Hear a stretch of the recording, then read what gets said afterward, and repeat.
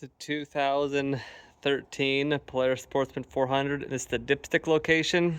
So a lot of times it's a little tiny thing you can twist off. On this machine, so you're on your driver's side, on the left-hand side of the ATV, you've got where your clutches and your belt are. You've got your oil filter, and it's this thing right here.